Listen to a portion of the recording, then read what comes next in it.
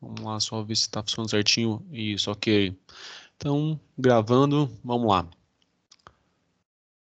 Pessoal, a gente vai falar um pouquinho hoje sobre o empreendedor como administrador do próprio negócio. Até agora nós já conversamos sobre as características do empreendedor, né, o que faz um negócio, o que compõe um negócio em si. Agora é hora de a gente fazer as duas coisas, né? O empreendedor gerenciando o empreendimento que ele colocou em prática e em ação. E a gente vai verificar que, né, não é a mesma coisa empreendedor e administrador. Embora o empreendedor, ele possa desenvolver aí o trabalho de administrador, mas há algumas diferenças, né? Há algumas coisas que o empreendedor também precisa buscar conhecimento quando ele não tem dentro dessa área e entender o que diferencia, o que contribui, o que impacta no negócio, quais são as variáveis relacionadas a esse negócio. Não é simplesmente ir lá, abrir um empreendimento e simplesmente achar que agora tudo vai funcionar direitinho, né? Que a parte mais difícil era iniciar. Na verdade, é o contrário. Eu já tenho falado para vocês algumas vezes ali que iniciar um negócio é fácil, o difícil é conseguir manter ele funcionando no mercado. E para isso, conhecimento na parte de gestão contribui bastante, porque segundo pesquisas do Sebrae aí, apresentam que falta de conhecimento em gestão do negócio é uma das grandes variáveis, um dos grandes quesitos que acaba contribuindo para o fechamento das empresas, né? Fechamento precoce das empresas. Então vamos conhecer um pouquinho mais aí sobre essa ideia de empreendedor como administrador do próprio negócio. Então, a primeira lógica é a gente compreender que existe uma diferença entre empreendedor e administrador. Nem todo administrador é empreendedor, né? E geralmente o empreendedor, pelo menos no início do negócio, ele precisa fazer serviço, fazer atividade de administrador ou desenvolver, né, esse trabalho como administrador. Grande diferencial está nessa questão da visão, né, que os dois têm. Se a gente pegar o administrador, ele vai ter uma visão mais focada na questão do negócio, do processo em si. Enquanto o empreendedor, ele está pensando em novas formas de empreender, de colocar novidades no mercado, de fazer o negócio dele de forma diferente. Então, um ponto principal que a gente tem que lembrar é essa questão, né? A visão dos dois são diferentes. A gente pode dizer que o empreendedor ele é mais visionário no fato de estar buscando alternativas para o negócio, de querer coisas novas, enquanto o foco do administrador vai ser mais nos processos, na questão do desempenho do negócio em si. Então, esses são fatores aí fundamentais para a gente entender que há sim uma diferença entre os dois, tá? Bom, se eles têm focos diferentes, eles também têm habilidades diferentes, né? E é justamente esse ponto aí que chama mais atenção aí na colocação dos autores. A visão, o foco do empreendedor é voltado na questão de algo que vai contribuir no negócio dele ali na frente e que vai fazer com que o cliente perceba ele de forma diferenciada, que ele mostre que o negócio dele realmente tem mais coisas do que os concorrentes, que ele consiga, né, trazer novidade para o mercado, porque o mercado exige muito isso hoje, né? A gente às vezes vai no local ali duas vezes, depois você diz, não, mas espera aí, já conheci lá como é que é, não tem mais nada de novidade, não vou voltar mais lá, vou em outro local. Né? Então, o empreendedor ele tem essa visão de que o cliente, o mercado quer coisas diferentes, enquanto a lógica do administrador é focar em resultados. Né? A questão é quanto é que o negócio está lucrando, qual é o custo fixo, qual é o ponto de equilíbrio do negócio, ou seja, quanto que eu preciso vender no mês para alcançar o ponto de equilíbrio. A gente vai conversar um pouquinho mais numa aula mais voltada da questão de gestão do negócio, propriamente dito, e a gente vai fazer alguns exercícios e conhecer um pouquinho mais alguns critérios de desempenho usado pelo administrador, né, para gerenciar o negócio, que é ponto de equilíbrio, custo fixo, custo variável, as despesas, uma apuração de caixa, de forma básica, mas a gente vai ver como é que esses processos acontecem, tá? Então, dá para perceber claramente que há uma diferenciação entre os dois. né? Agora, o que chama mais atenção é que muitas vezes o empreendedor não tem essa percepção de que falta para ele conhecimento de gestão.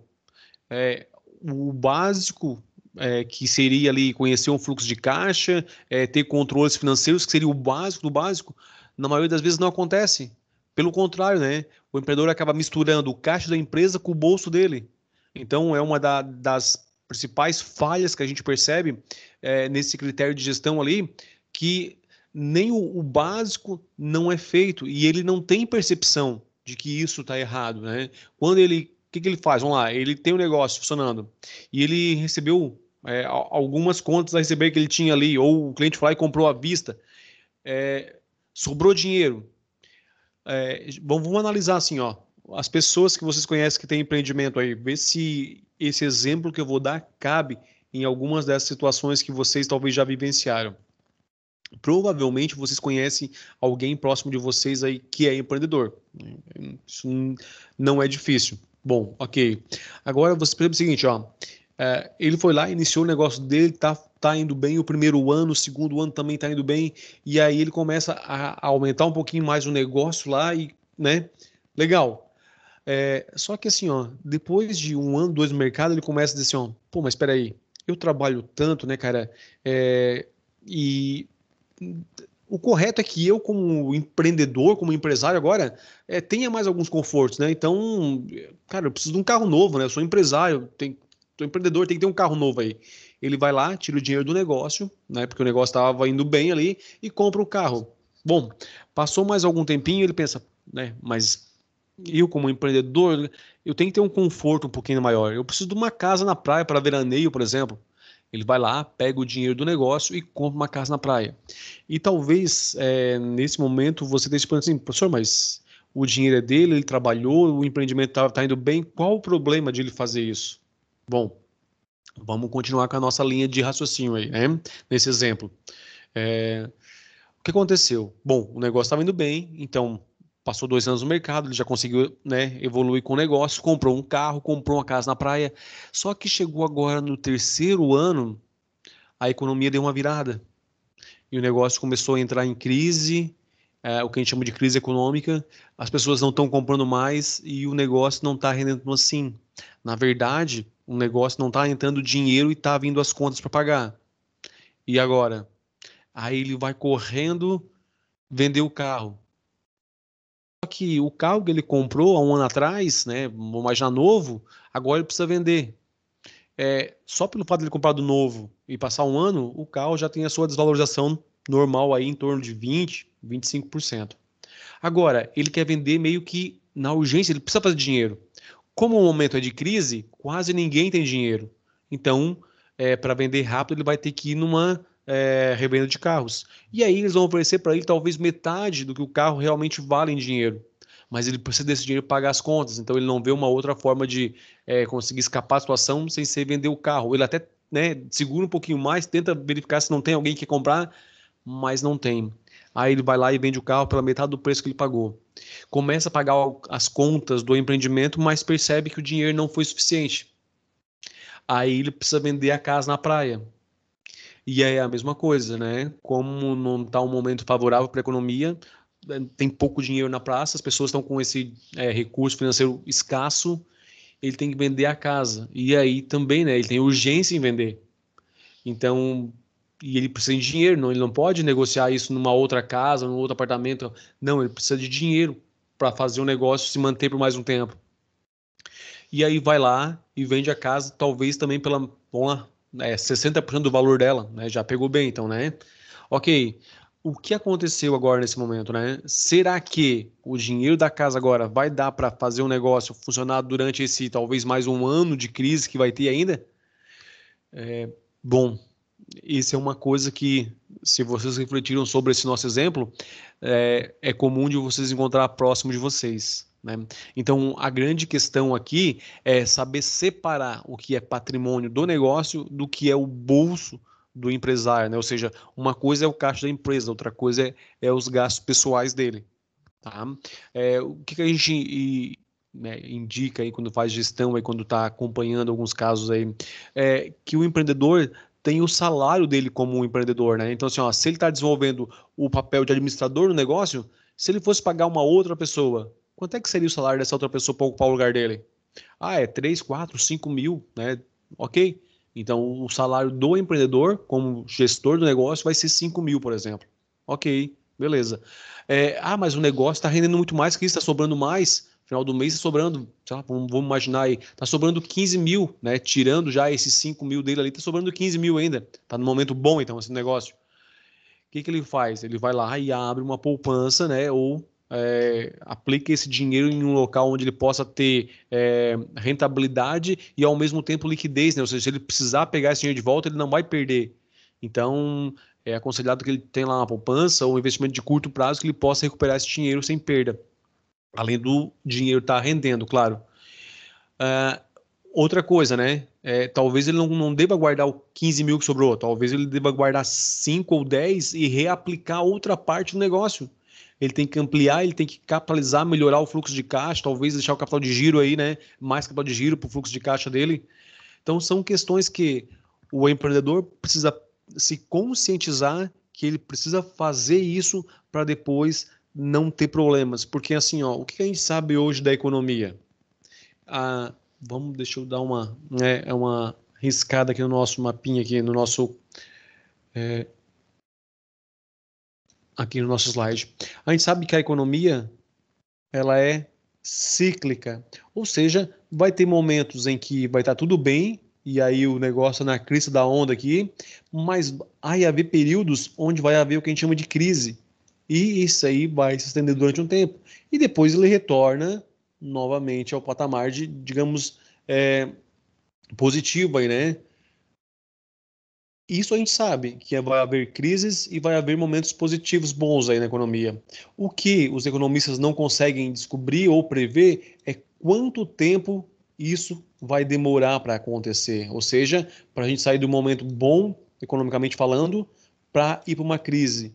E nem o contrário. Quanto tempo a gente vai permanecer na crise para voltar a um momento bom na economia.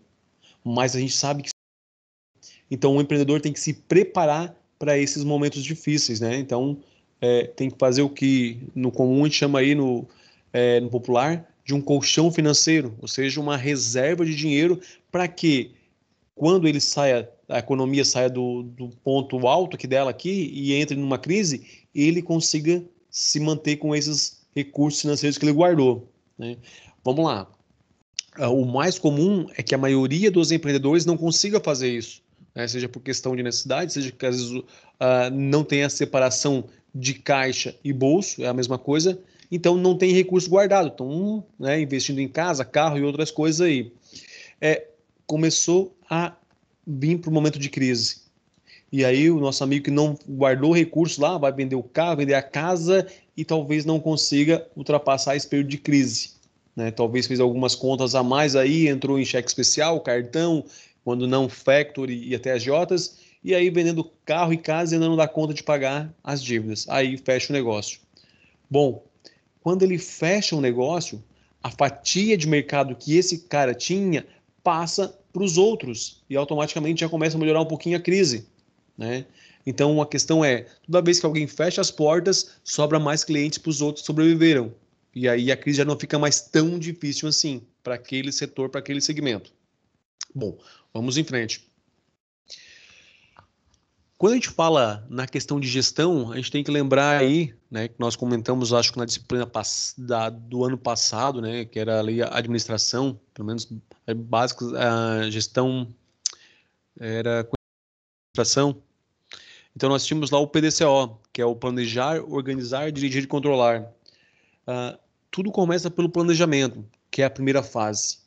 Ele vai planejar o quanto que ele precisa de dinheiro para passar 1, 2, 3 meses aí até que o negócio, inicialmente, até que o negócio consiga rentabilizar o investimento dele, aí consiga retornar dinheiro para manter esse caixa e esse fluxo que ele precisa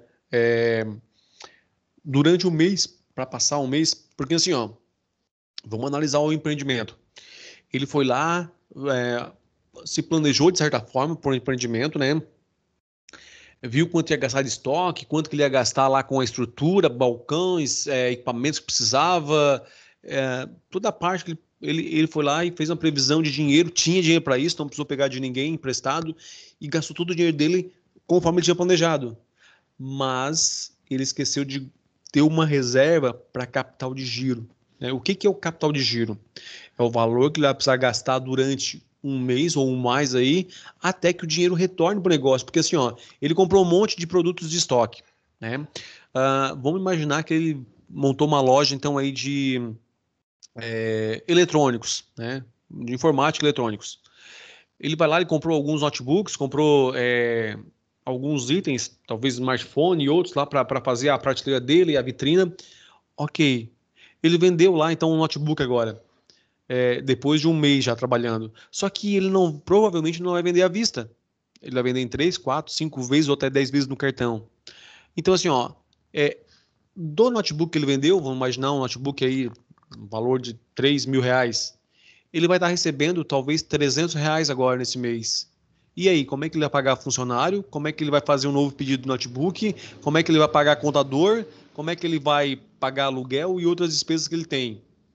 Né? E mesmo ele vendendo mais itens, esse que vai entrar é apenas uma parcela, ele não vai, a maior parte das vendas não vão ser à vista, né? Então ele vai vender parcelado, aí vai entrar uma partezinha só para ele nesse primeiro mês. A questão é, como é que ele vai passar esses meses com o dinheiro da onde agora? Isso é capital de giro, né? É o recurso financeiro que ele vai precisar ter à disposição dele para manter o negócio funcionando até que o fluxo de caixa dele normalize. Então, se ele começar a fazer as vendas tudo em 10 vezes aí, todo mês vender alguma coisa lá, manter uma constância nas vendas, o que vai acontecer? A partir do 10º mês, todo mês ele vai ter um giro suficiente, porque vai ser como se ele tivesse quase que vendido à vista agora, porque vai entrar parcelas dos outros meses e tudo isso vai acumular. Então, vai dar um valor, um aporte maior agora. Então, desse momento em diante, o fluxo, o capital de giro dele vai ser bem menor, porque o fluxo de caixa vai ser maior. Então, são alguns conceitos isso. Isso no planejamento, né? Na questão agora, dirigir aí, né? Gerenciar a questão do não só recursos financeiros, mas também os colaboradores que trabalham com ele. O direcionamento é o seguinte: o que eu quero como empresa, lá como loja que vende artigos eletrônicos, por exemplo, né, ou de informática, eletrônicos e outros. Bom, eu quero ser referência, não, eu quero ser a melhor loja, a maior. Ok, então ele precisa direcionar, né, essa questão aí dos recursos e esforços para que isso aconteça. Aí ele vai talvez ter que mudar de localização, aumentar o tamanho da loja, ter um estoque maior, conseguir vender em mais vezes, montar talvez um comércio eletrônico. Ele vai ter que definir o que ele precisa fazer para alcançar o que ele quer agora, porque ele está direcionando os recursos e os esforços que ele tem para alcançar o que ele quer como objetivo. Na questão do controle, o controle é acompanhar se o que ele planejou para crescer, para ser referência aí, está de fato acontecendo. Então, agora eu preciso lá, ele planejou que ele, dentro de 6 meses ele ia conseguir trocar de loja, de ponto aí, digamos assim. Ele foi lá e verificou que ele passou já os 3 meses e ele não conseguiu ainda. Então ele está fazendo o controle disso, né? Ou ele foi verificar lá que ele tinha planejado um aumento das vendas em torno de 15% nos primeiros 6 meses de empresa. E ele foi lá na hora de conferir isso, ele verificou depois de 6 meses que não, ele não cresceu 10%, ele cresceu talvez 2, 3%, né, do que era esperado aí. Então isso é questão de controle. Agora ele controlou, ele vai ter que fazer o quê? Organizar, né? Então ele precisa agora rever todos os conceitos para que ele defina o que não saiu de acordo com o que ele queria e reorganizar o negócio, reorganizar os processos e verificar o que realmente tem que ser feito de forma diferenciada para alcançar o que ele estava planejando. Então essa é a ideia aí do planejar, dirigir, controlar e organizar aí os recursos da organização. Bom, aí nós vamos um pouquinho além agora. Nós vamos falar numa outra coisa que é administração estratégica, né? A administração estratégica, ela vai ser vamos imaginar aí a organização, né? Vamos imaginar que tem algumas, a loja lá já cresceu um pouquinho e tem ali 6, 7 vendedores, já tem um gerente, tem você lá que é o dono da empresa lá que gerencia isso. Então nós estamos falando agora em administração estratégica. Eu tenho níveis diferentes, né? Eu tenho então, vamos imaginar você como dono na parte estratégica do negócio, o gerente que está lá como tático e as pessoas que estão no dia a dia ali, ou que fazem manutenção, que vendem, que atendem os clientes lá, são o operacional do negócio. Então, quando a gente fala em administração estratégica, a gente tem que compreender essa divisão da empresa em partes. E acho que essa tela aqui mostra bem isso, ó. É, Dentro da administração estratégica, nós temos o planejamento estratégico, planejamento tático e o operacional. Então, o estratégico é a parte mais alta das organizações, aí, né? Geralmente lá o CEO, ou o administrador, ou o dono. O tático são os gerentes, são os coordenadores, supervisores, em alguns casos administradores, e o operacional é aquele mais básico, né? Se a gente fosse pensar numa indústria, o chão de fábrica, numa loja, os vendedores. Então, nós temos a separação desses níveis hierárquicos em relação à estratégia. E aí nós temos, né, o planejamento estratégico a longo prazo, o tático a médio prazo e o operacional a curto prazo. Ou seja, o operacional, o que acontece naquele mês. O tático estaria pensando talvez aí em 6 meses, um ano, enquanto o estratégico está fazendo planos, né, está planejando a organização para daqui 5 anos. Então há uma diferença nessa pirâmide aí também em relação ao tempo, né, aos níveis aí em relação ao tempo. A gente já volta a falar um pouquinho mais de administração estratégica, só para a gente compreender como é que surgiu essa ideia de gestão estratégica, de administração estratégica. Nós temos aí, então, alguns conceitos, né? Uma evolução, teoria de evolução de Darwin, né? Onde ele fala que o homem evolui ao passar do tempo aí, deixando, não só o homem, né? Ele fala com os animais, de modo geral, acabam evoluindo e essa evolução faz com que os fracos fiquem para trás e só os fortes sobrevivem, né? Então ele diz que isso contribui aí para a evolução humana. Isso é um conceito de Darwin, né? Teoria da evolução aí. É, e por que que isso aparece, né? Porque assim, ó, essa lógica é bastante interessante. Quando a gente, vamos pegar fazer uma analogia aqui. Vamos pegar na África lá, né? Tem um bando de zebras lá, por exemplo, lá. E tem lá o leão, que é um predador da zebra, tá? Quando ele sai atrás da manada lá, atrás do bando, quem vai ficar para trás? Os animais mais fracos, os doentes, que tem alguma, né, dificuldade lá. Então, os mais fracos ficou para trás. O leão foi lá, conseguiu pegar o que ficou para trás, automaticamente o bando ficou mais forte. Agora ele tem, né, a maioria dos animais lá são aqueles que conseguiram escapar lá. Então, vai ficar cada vez mais difícil para o leão conseguir fazer a refeição dele lá, né? Porque o bando vai ficar mais forte. Essa é uma lógica que depois a gente vai ver ela dentro da gestão estratégica aí. E o outro item é a questão da teoria da revolução. O Schumpeter falava em ondas, né? Aí que a gente tem aí que ele fala que isso é mais do que evolução. Ele falava que é uma revolução. E aí ele coloca lá a primeira onda como a primeira Revolução Industrial, a segunda onda como a segunda Revolução Industrial, embora às vezes a gente estude isso no colégio, às vezes é apresentado como uma única coisa, mas há uma separação de dois itens aí dentro da nossa Revolução Industrial. A primeira parte a gente tem lá, né, aqueles mais básicos aí, onde a gente dependia ainda de força animal ou hidráulica, né, era mais voltado para tecelagem, e a gente tinha aí materiais mais básicos. Na segunda onda, a gente começa a ter a máquina a vapor e até avança um pouquinho, né?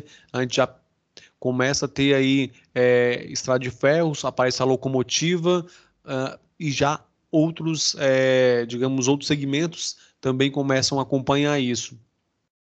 Na terceira onda aí, a gente tem já a ideia de a eletricidade substituindo o vapor, né? Tem químicos, a gente já começa a ter materiais químicos aí, o motor a combustão interna, então automaticamente aqui a gente começa a ver a linha de produção do Ford lá com produção de carros, né? Depois a gente vai falar um pouquinho mais sobre ela. A quarta onda, onde a gente tem aí petroquímicos, eletrônicos e a aviação. E por nossa quinta onda aí, que são as redes digitais, softwares e as novas mídias aí.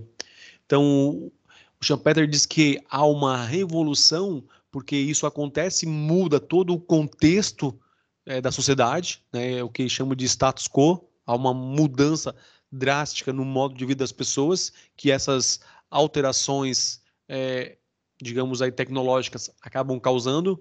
Então, ele chama isso de revolução. E o que ele mostra é que cada vez vai ser menor o tempo entre elas. Então, da primeira onda para a segunda aí foram 60 anos, da segunda para a terceira 55, depois 50, 40, 30 e agora em pouco tempo se espera novas mudanças drásticas no sentido de modificações mesmo, né, na forma de sociedade. Então, vamos, por exemplo, ali, quando entrou o cartão de crédito, né, todo mundo comprava dinheiro ou fiado lá na mercearia, lá na loja de secos e molhados, lá, né? O que aconteceu quando o cartão de crédito é inserido aí na economia? As pessoas deixam de circular uma quantidade de dinheiro e começam a pagar com cartão, com dinheiro de plástico, né, que a gente costumava dizer, né? Então, eu vou lá e pago com o cartão de crédito. O comerciante não vai receber de mim dinheiro, né? Já vai cair direto na conta dele lá. Então, são mudanças que ocorreram e fez com que a gente mudasse a forma de estar pagando isso. Como a internet mudou a forma de a gente comprar, né, de a gente conversar. Então, são questões tecnológicas que, segundo Schumpeter, mudam o status quo da sociedade, tá? Então, quando ouvir essa palavra de status quo, quer dizer que muda a forma como as pessoas viam antes e depois da inserção daquela tecnologia ou daquela mudança.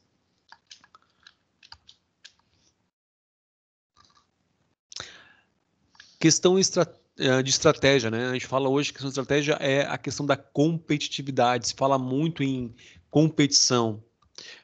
Se vocês pegarem aí e forem olhar na mídia aí, quando se fala em negócios, vantagem competitiva é uma palavra que aparece bastante. E vantagem competitiva vem dessas questões estratégicas, né? De conhecer estratégia, de aplicar conceitos estratégicos dentro do negócio. Então, para acontecer a estratégia, precisa pelo menos algumas premissas básicas que a gente chama. A questão da missão, né? Que a missão é o quê? É entender o porquê que a empresa existe, o que ela nasceu para fazer, o que ela tem que entregar para o cliente, né? Se a gente fosse aí pensar isso em linhas gerais, do modo simples, por que a empresa abre as portas todo dia lá, né? Para comercializar, vender, entregar, ou seja, é a atividade básica, a atividade fim dela. Então, ela existe por um determinado motivo. Esse motivo é a missão da empresa. E isso tem que ser muito bem conhecido e passado para os colaboradores, né? O segundo item está ligado à questão da visão. Enquanto a missão é o agora da empresa, né, que é o porquê que ela está existindo, porque ela está abrindo as portas, a visão é o que ela pretende ser a longo prazo. Então, daqui 5 anos, o que se planeja para a organização? O que se pensa para ela? Né? Então, geralmente é ser referência na área de atuação, ser a maior, ser a melhor, está ligado a ser, né? Ou seja, um verbo para o futuro. Então, o que ela quer? Do momento em que ela define o que ela quer, o que ela pensou para o futuro, não basta só pensar, né? Ela tem que começar a colocar isso em prática também, tá? Então, mas a visão é para o futuro. Agora entra a questão dos valores, né? Os valores são como é a filosofia do dia a dia da empresa, o que o dono da organização lá considera como algo que não pode, não deve ser mudado. Talvez seja questão de honestidade, prazo de entrega, pontualidade, né, qualidade nos produtos em si, transparência na negociação. Ou seja, quais são os valores que a organização diz assim, ó, eu preciso crescer, mas eu preciso levar junto toda essa questão aqui que a gente que é a filosofia de trabalhar da minha empresa. Se não for para ser dessa forma, eu prefiro não crescer, né? Prefiro demorar um pouquinho mais, mas tem que manter isso aqui que é o básico da nossa filosofia de trabalho, que a gente determina isso como os valores da organização. Então, missão, visão e valores são as premissas básicas, né? É o que a gente chama que, sem isso aí, não tem como a gente pensar em gestão estratégica. Mas só isso resolve? Só missão, visão e valores? Não, né? A gente tem que ir um pouquinho além disso. Então, para isso, a gente tem uma metodologia que tem alguns passos. Vamos conhecer como é que é esses passos aí da gestão estratégica. O primeiro deles está relacionado ao diagnóstico, que é apontar as forças e fraquezas, as ameaças e oportunidades, que é a matriz SWOT. Talvez vocês já ouviram falar, acho que a gente já conversou sobre ela, mas a gente vai discutir um pouquinho mais. O que eu faço com isso, né? Um diagnóstico ambiental, ou seja, eu conheço o meu ambiente interno e externo e sei o que eu preciso melhorar, o que são pontos fortes que eu consigo, que eu vou ganhar com eles, quais são as oportunidades que o ambiente externo me proporciona, as oportunidades e quais são as ameaças que eu tenho que me preocupar aí. Então, isso é a ideia de fazer um diagnóstico, é entender como é que nós estamos neste momento. Aí nós vamos para o segundo passo, que é a questão de agora eu vou colocar no papel a missão, a visão e os valores da organização, né? A gente vai construir o chamado mapa estratégico com as perspectivas, com os objetivos que se deseja alcançar. Por que eu não defini missão, visão e valores antes do diagnóstico, né? Não é que não possa, né? É que assim, ó, é como se você fosse tomar remédio por conta própria. Você talvez tenha uma dor lá e está tomando um monte de remédio. Se você vai no médico, ele vai identificar qual é a causa, o que está te levando a a ter esse sintoma. No diagnóstico ambiental é a mesma ideia. Você vai conseguir entender assim, onde é que a tua empresa não está bem e o que está funcionando corretamente. Então, depois disso, você monta a missão, visão e valores, né? Fica mais fácil para você alinhar teus objetivos, entender quais são as deficiências que devem ser sanadas para que você consiga realmente, dentro do prazo pré-determinado, alcançar o que se quer. O nosso terceiro item está voltado à ideia de indicadores, né? Então, aí, a questão de criar indicadores é criar algum tipo de índice, né? E esse algum tipo de índice tem que ter relação com os meus objetivos lá, ele tem que ter tá correlacionado, tá? Senão, daqui a pouco a gente está analisando um monte de indicadores que não tem ligação com o objetivo, e aí provavelmente a gente não alcança esses objetivos. Então, criar indicadores nos níveis estratégicos, táticos e operacional, definir as metas e, principalmente, né, não esquecer dessa linha que deve acontecer, esse paralelo entre os objetivos e os indicadores. Daqui a pouco você está analisando lá um indicador, vamos imaginar aí que nesse primeiro momento não tenha tanta relação com o objetivo que foi definido lá. Era ser ser a maior empresa. E você está analisando lá um indicador que é índice de rotatividade, né? Não que não seja interessante esse indicador e que ele não forneça informações para a decisão.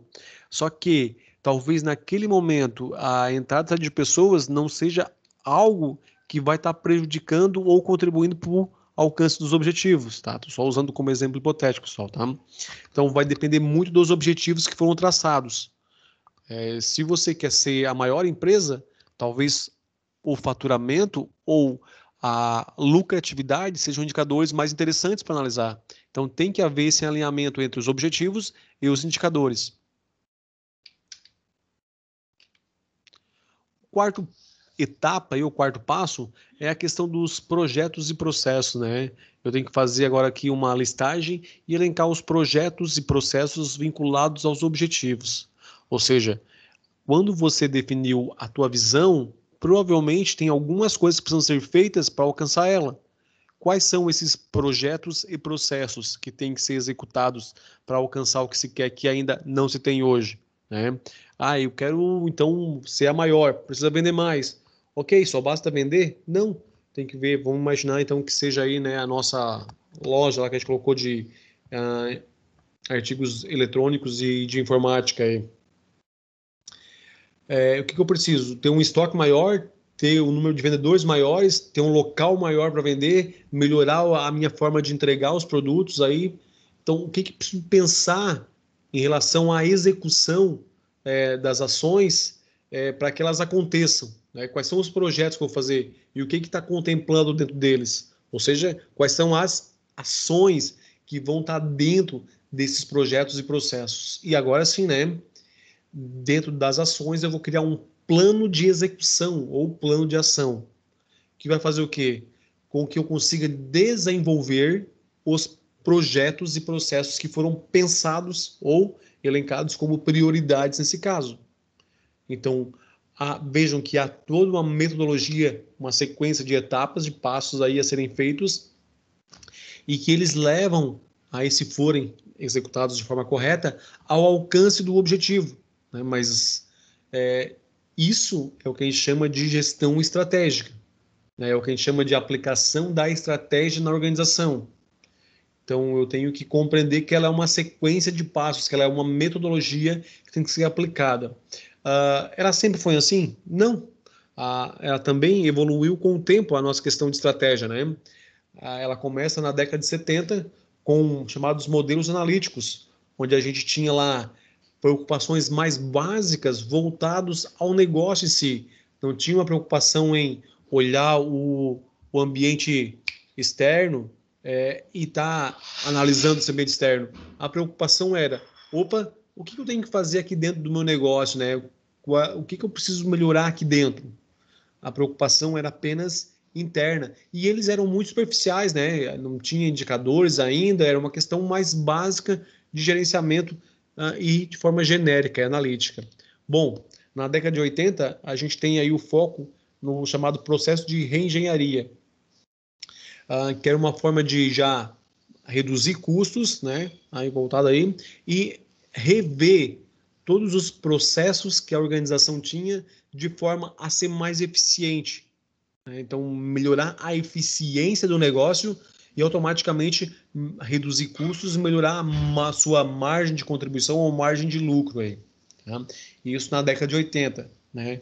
Agora, na década de 90, que a gente passa aí a ter a estratégia como a gente viu ali atrás, nessa metodologia, da forma que abrange toda a organização, né, através de um método chamado, de um modelo chamado BSC, que é Balance Scorecard. Ou seja, nós vamos conseguir agora avaliar a organização através de várias perspectivas, não só mais a questão do dinheiro. Agora a gente começa a analisar as pessoas dentro da organização, começa a analisar a infraestrutura, começa a analisar o próprio processo de conhecimento e agregação de conhecimento de aprendizagem organizacional que a empresa deve ter ao longo do tempo aí. Então, isso só foi conseguido a partir da década de 90 em diante. Então, estratégia, gestão estratégica ou administração estratégica ainda é relativamente um processo novo para as organizações. Nós falamos agora na análise ambiental, né? Na análise de SWOT aí. Bom, o que faz aqui agora? Aqui agora a gente vai avaliar os nossos pontos fortes, pontos fracos, ameaças e oportunidades. Então vamos lá, né? Primeiro nos pontos fortes aí. Os pontos fortes são aqueles itens que, quando comparado com os nossos concorrentes, são internos, tá? Quando comparado com os concorrentes, eles são melhores do que os dos concorrentes. Por exemplo, um item que pode ser analisado, pessoal, são variáveis, vamos imaginar assim, tá? Que são avaliadas contra o concorrente. E aí, essa variável vai ser ou um ponto forte ou um ponto fraco. Preço, por exemplo, né? Você pegou o preço de um produto teu, pegou um concorrente que vende o mesmo produto e fez um comparativo dos dois. E verificou que o preço de venda praticado por você é menor do que o do concorrente. Ele vai ser, então, um ponto forte. Por que um ponto forte se ele está menor do que o concorrente? Porque com o preço de venda menor, você vai ser mais competitivo. Os clientes devem vir comprar mais de você do que do teu concorrente. E aí nós estamos falando de produtos similares, né, gente? Tá? Depois, agora a gente pode pegar uma outra variável interna e fazer a comparação desse item também com o concorrente. Vamos lá. Vamos avaliar, nós falamos numa loja, né, num comércio. Vamos avaliar o ponto, então, né? A localização onde a loja está instalada. A loja que a gente usou como exemplo, a nossa loja lá, ela está colocada mais retirada do centro, mais na periferia da cidade aí, né? Mais um local periférico, mais afastado do centro. Enquanto o concorrente principal tem uma loja lá no centro, na esquina, onde tem bastante gente passando. Então, na questão localização, nós temos um ponto fraco, porque lá passa mais gente, é um ponto mais conhecido, é um local de mais fácil acesso, a pessoa não precisa deslocar tanto. Então, nesse caso, nós temos um ponto fraco. Agora, no âmbito externo do negócio, então assim, ó, vamos entender, né? Ponto forte e fraco. Pessoal, são internos. Por que internos? Porque tá o controle da organização, do gestor, do dono, de mexer nesses itens. Ele pode, por exemplo, lá na localização, né? Ah, peraí, meu local não é tão bom assim, é um ponto fraco. Eu vou transformar ele num ponto forte. Eu vou alugar uma loja no centro da cidade, um local talvez que tenha mais movimento que o concorrente. E aí que eu fiz, eu mudei, era um ponto fraco e agora passou a ser um ponto forte. Tá sobre o controle dele, por isso é interno. Como o preço de venda, né? No nosso caso, ele estava bom. Mas ele, se não tivesse com o preço de venda como ponto fraco, a gente também poderia mudar esse preço de venda, né? Reduzir custos, diminuir a margem, melhorar o preço para ficar melhor do que o do concorrente para os clientes. E aí transformar ele também, se era ponto fraco, em ponto forte. Tá? Então, quando a gente fala em força e fraqueza, ou ponto forte, ponto fraco, nós estamos falando em variáveis internas do negócio, interna que estão sobre o controle do dono, do gestor, do administrador. Agora vamos passar para o ambiente externo, fora da empresa, ou seja, fora do controle da empresa, tá? Vamos pegar então e aí a mesma coisa, né? A gente pega a variável e a partir dessa variável a gente faz uma análise, se ela vai ser uma ameaça ou vai ser uma oportunidade. Então vamos lá. Vamos imaginar aí que a moeda americana, vamos lá, vamos imaginar que vocês estão vendendo agora, os produtos que vocês vendem são cotados em dólar nas vendas aí. Então você tinha um bom estoque e o dólar subiu. Para você vai ser uma oportunidade, porque você comprou com um preço bem mais baixo lá quando o dólar estava lá a 3, 4 reais, agora o dólar está 5, 5 e pouco. Ou seja, como o teu produto é cotado em dólar, você vende ele pela cotação indexada a dólar, vende real, mas com essa indexação, o que acontece? Quando você vende um item, você ganha além do valor que já tinha projetado, né? Agora, mais o aumento que o dólar teve. Então, é uma oportunidade para você, né? Agora, vamos analisar uma questão de ameaça. Vamos imaginar que o governo lançou lá uma liminar, lá uma legislação nova, dizendo que agora todas as lojas que vendem produtos eletrônicos devem estar fazendo ali a questão da logística reversa, de pegar os itens lá que não funcionam mais e guardar isso adequadamente, e aí você vai ter que pagar alguém para dar essa destinação correta, porque não pode lançar em qualquer local. Esse teu lixo eletrônico aí tem que ter um local específico para isso, uma destinação correta.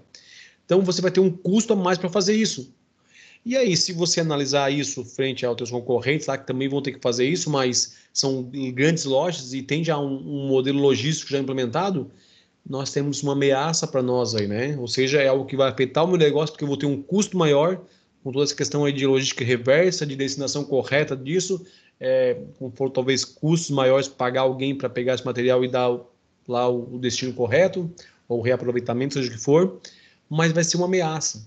E tanto no exemplo da ameaça quanto na da oportunidade, nós temos variáveis que são externas, que estão fora do controle. Não dá para dizer assim, ó, eu vou modificar essa variável, essa legislação, eu vou mexer no dólar, no câmbio. Não tem como. São variáveis que estão fora de controle da organização. Por isso a gente chama de variáveis externas. Não há possibilidade de a gente mexer nelas. Então, só para entender essa questão aí de ameaças e oportunidades e forças e fraquezas. Se a gente olhar a nossa matriz SWOT aqui, né, que a gente percebe que nesse lado esquerdo nós temos os pontos positivos, seja no ambiente interno ou externo. Já no lado, lado esquerdo, né, No lado direito, nós temos as questões negativas, seja ela interna ou externa, né? E agora, quando a gente avalia nessa primeira linha de cima aqui, né, imaginando uma análise aí horizontal, nós temos as questões internas e nessa segunda linha, ou vamos imaginar a linha, né, que é uma matriz aqui, dos quadrantes, nós temos as questões externas. Então, por isso que ela é chamada matriz SWOT, né? Eu tenho basicamente, deixa eu limpar isso aqui, fica mais claro o porquê aqui, né? Apagar tudo aqui. Nós temos aqui uma chamada matriz, né? Ou seja, são variáveis dentro de um quadrante aí. Ela vai se posicionar, a minha variável, em um desses quadrantes. Então, por isso é uma matriz SWOT. Ela, né, vou analisar a variável, vou ver se, primeiro, ela é interna ou externa. Aí eu já classifico em cima ou embaixo. Ah, é interna, está aqui. Agora, ela é ameaça ou oportunidade? Aí vai depender da nossa análise com a empresa, né? Lembrando que essa análise vai mudar de organização para organização. O que é ameaça, vamos pegar na externa, por exemplo, né? O que é ameaça para um pode ser usada como oportunidade para outro, né? Então, e vice-versa. O que é ameaça para você pode se transformar numa oportunidade para um concorrente seu, tá? Matriz SWOT. Inicialmente, né, vocês lembram que a gente conversou sobre a questão da linha de montagem da Ford, né, que revolucionou aí o meio de produção. O Ford T foi um dos primeiros automóveis fabricados aí em massa, né? Na verdade, o Ford A foi o primeiro, mas no Brasil o Ford T foi um dos primeiros na linha de montagem ali. E vejam que o Ford se apropriou dos conhecimentos administrativos que tinha até aquele momento do Taylor de Fayol e aplicou isso para desenvolver o seu sistema de produção. Então aí nós temos num primeiro momento aí uma análise um pouco mais expansiva do negócio, porque até então todos os automóveis eram montados de formas diferentes, né? Lembrando que o Ford T, aí, que foi um dos automóveis mais vendidos do mundo, não foi o primeiro automóvel, né? Então, e aí tinha algumas questões. Todos os carros do Ford eram montados na cor preta, né? Isso porque ele queria fazer um carro que fosse acessível às pessoas, com o menor poder aquisitivo, e a tinta preta, ela tinha, além de ser mais em conta, ela secava mais rápido que outras cores. Então ele optou por fazer sempre na cor preta.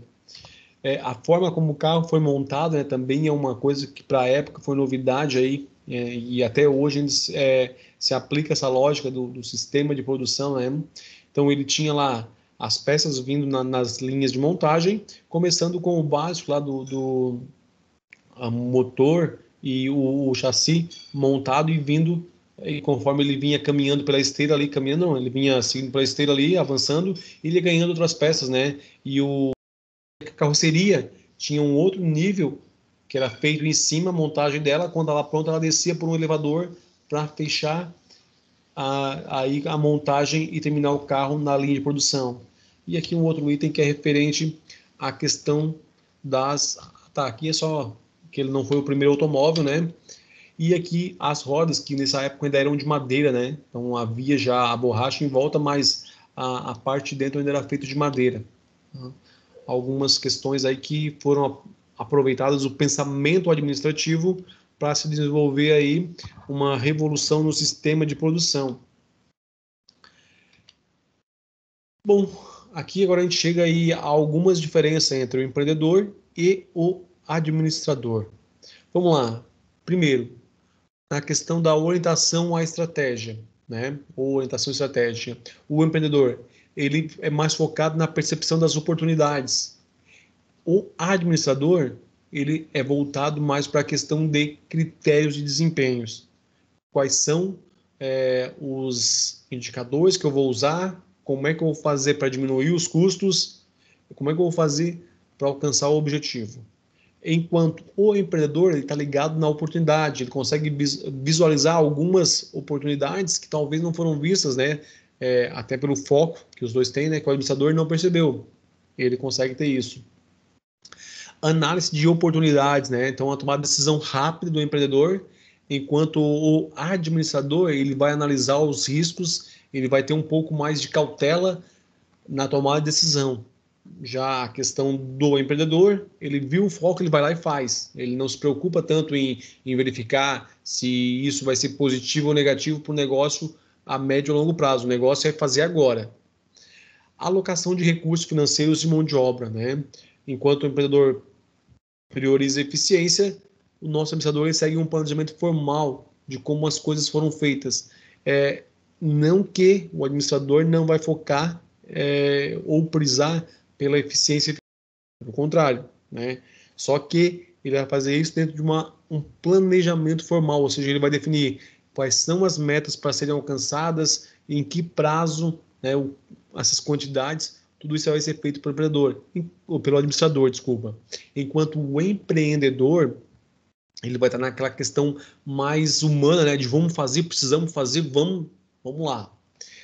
Os controles dos recursos. O empreendedor é flexível, já o administrador valoriza um pouco mais o status e a recompensa.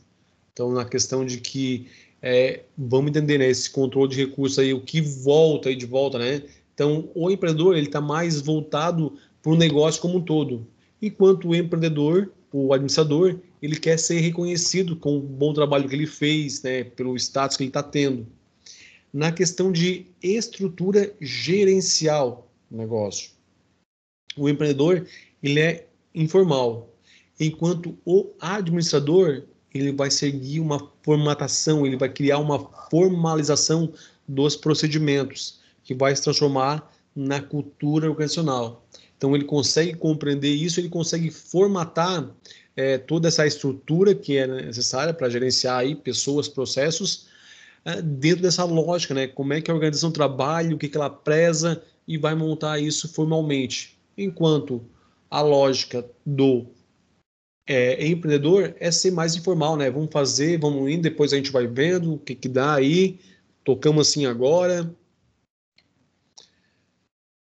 Diferenças entre empreendedor e administrador. Então, além do que a gente já viu com aquele escopo ali, eu trouxe aqui dois caras que são empreendedores e dois caras que são administradores, que sucederam grandes empreendedores, né? O Steve Jobs e o Bill Gates. São dois exemplos de empreendedores. Por que empreendedores, né? Vamos lá. Empreendedores, porque eles tinham essa questão visionária, eles criaram algo totalmente revolucionário aí para a época, para o modelo de negócio que se tinha, para o mercado até então, né?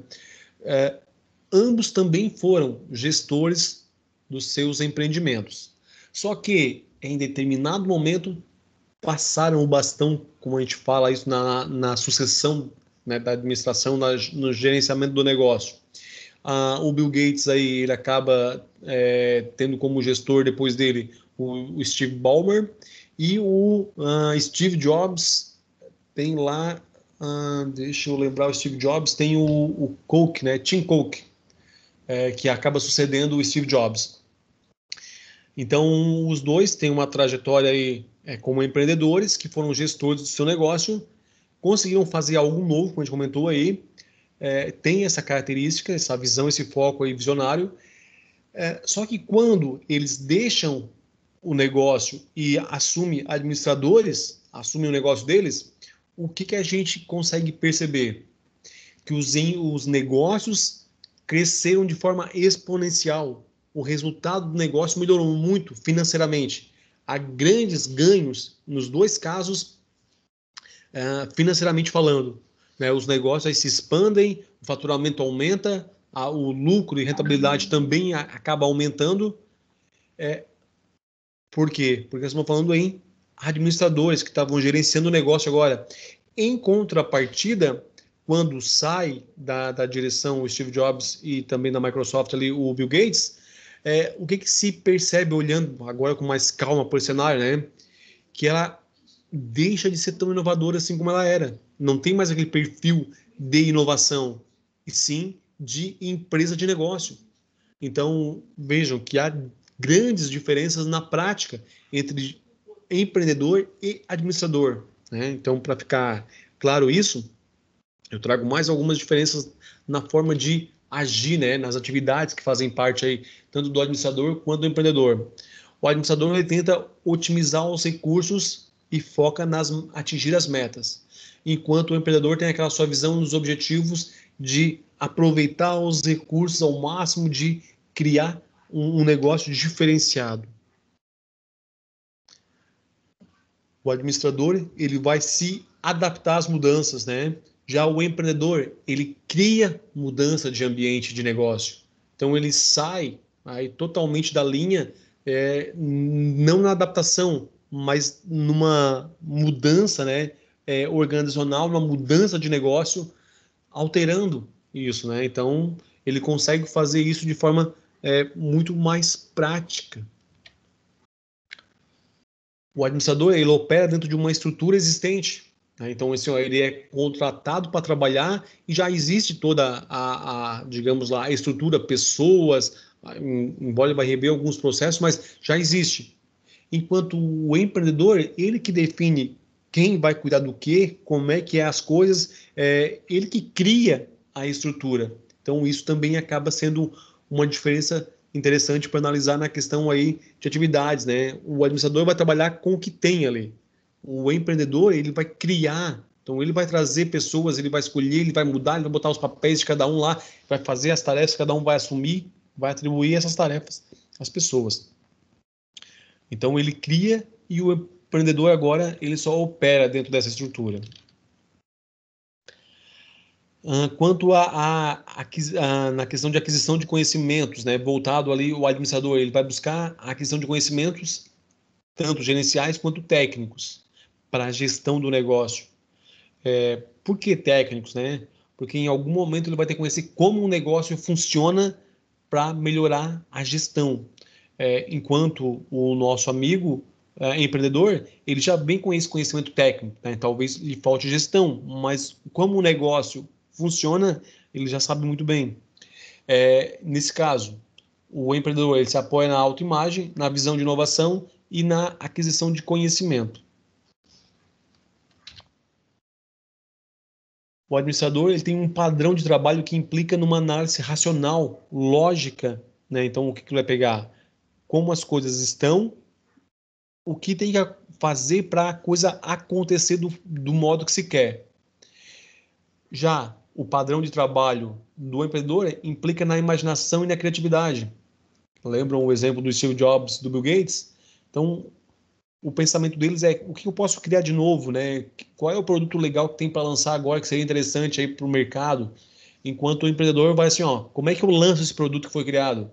Como é que eu abaixo o custo de produção dele? Que estratégia de marketing eu tenho que aplicar para fazer com que esse produto seja conhecido no mundo inteiro? As atividades relacionadas aos dois são diferentes, né? E aqui, por último aqui, o administrador ele é centrado no trabalho em grupo, enquanto o empreendedor ele é centrado na evolução individual e na comunicação do grupo. Então ele é digamos aí a chave mestra, né? A chave principal do negócio. Ele vai pensar como evoluir e depois ele comunica isso para o grupo e aí o grupo ajuda a fazer acontecer. Mas quem define, quem faz isso é o empreendedor. O administrador vai então gerenciar o grupo, né, para que as coisas aconteçam. Essa é talvez a grande diferença, né? O empreendedor, de certa forma, ele está um pouco mais acomodado do o administrador do que o empreendedor.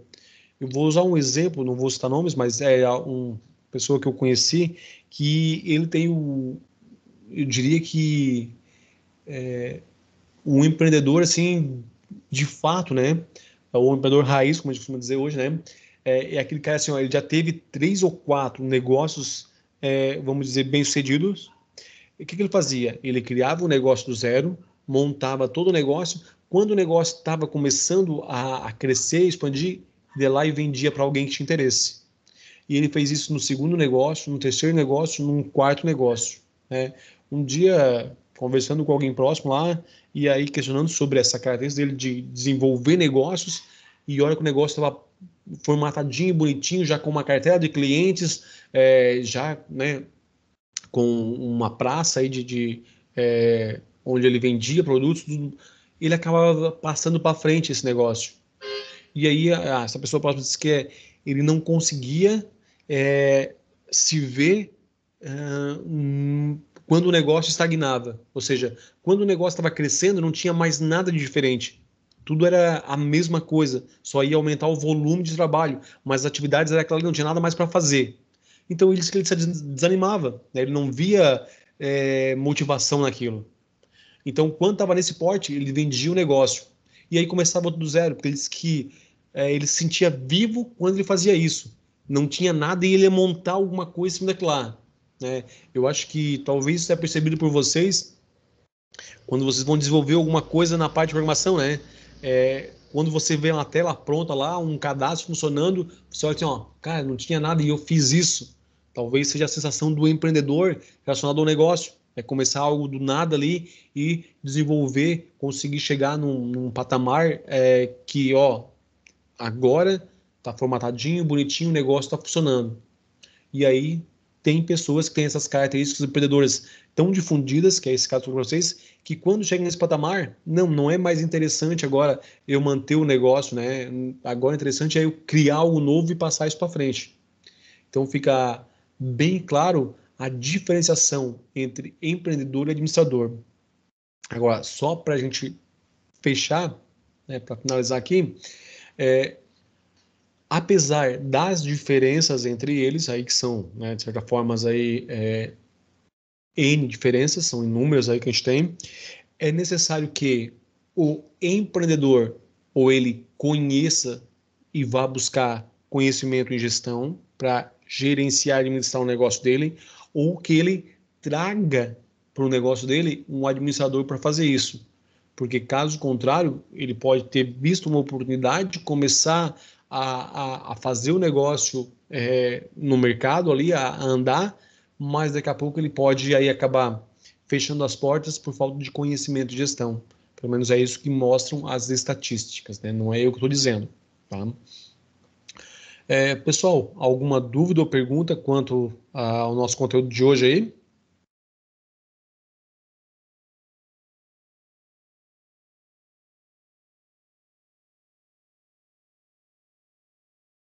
Pessoal, Nenhuma pergunta. opa, vamos lá. Não tenho pergunta. Ah, não tem pergunta. Eu entendi, tem uma pergunta. Opa, cheguei a gente ia conversar um pouquinho aí, bah, mas nenhuma pergunta, gente. Não. Tá, peraí, então vamos lá, vamos só. Deixa eu conseguir pegar aqui. Vocês conseguiram em algum momento, nos exemplos que foi dado ali, visualizar alguém que vocês conhecem, ou que, né, tem aí proximidade, ou pelo menos conhecimento aí, naqueles exemplos do administrador lá, do gestor?